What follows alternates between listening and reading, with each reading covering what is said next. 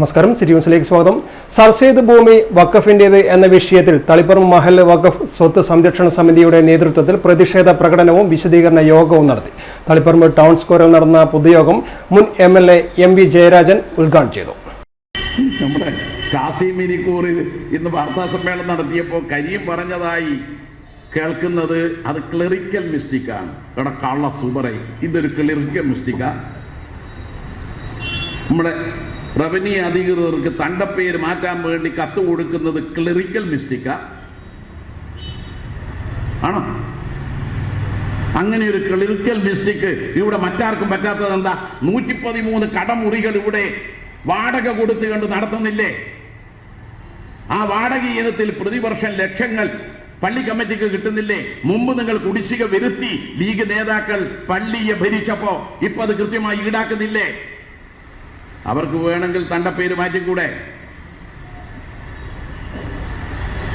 തളിപ്പറമ്പ് ജുമായത്ത് പള്ളിയുടെ ജന്മാവകാശമുള്ള സ്ഥലത്തിന്റെ തണ്ടപ്പേര് കണ്ണൂർ ജില്ലാ മുസ്ലിം എഡ്യൂക്കേഷണൽ അസോസിയേഷന് തങ്ങളുടെ പേരിലേക്ക് മാറ്റാമെങ്കിൽ അവിടെ കച്ചവടം നടത്തുന്ന ഒരു വാടകക്കാരന് തണ്ടപ്പേര് മാറ്റിക്കൂടെ?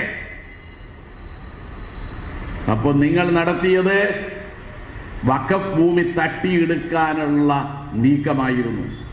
വഖഫ് സ്വത്ത് സംരക്ഷണ സമിതി പ്രസിഡന്റ് C. അബ്ദുൽ കരീം അധ്യക്ഷത വഹിച്ചു. KPM Riyasuddin, Kasim Irikkur, PC Rasheed, OV Jafar, കാതാണ്ടി Razak, Chappan Mustafa Haji തുടങ്ങിയവർ സംസാരിച്ചു. ന്യൂനപക്ഷ വേട്ടക്കായി BJP കൊണ്ടുവന്ന നിയമത്തിനെ കൂട്ടുപിടിച്ച് വഖഫ് സ്വത്തുക്കൾ വഖഫ് അല്ലാതാക്കി മാറ്റാനാണ് മുസ്ലിം ലീഗ് നേതൃത്വവും ശ്രമിക്കുന്നത്. ഈ നിയമം സംഘപരിവാർ നേതൃത്വത്തിലുള്ള കേന്ദ്ര സർക്കാർ കൊണ്ടുവന്നത് ന്യൂനപക്ഷങ്ങളെ സംരക്ഷിക്കാനല്ല, ആർക്കും കൈമാറ്റം ചെയ്യാനാവാത്ത വഖഫ് ഭൂമി പിടിച്ചെടുക്കാൻ വേണ്ടിയാണ്. അതുകൊണ്ടാണ് NDAയുടെ ചില സഖ്യകക്ഷികളിൽ നിന്ന് പോലും എതിർപ്പുണ്ടായത്. മുസ്ലിം ലീഗിന്റെ സംസ്ഥാന പ്രസിഡന്റ് ഗാസിയായ തളിപ്പറമ്പ് ജമാഅത്ത് പള്ളിയുടെ ഭൂമി പിടിച്ചെടുക്കാനാണ് ലീഗ് നേതൃത്വം നൽകുന്ന സർസേദ് കോളേജ് മാനേജ്മെന്റായ CDMEA ശ്രമിക്കുന്നതെന്ന് MV ജയരാജൻ പറഞ്ഞു. News desk, city news.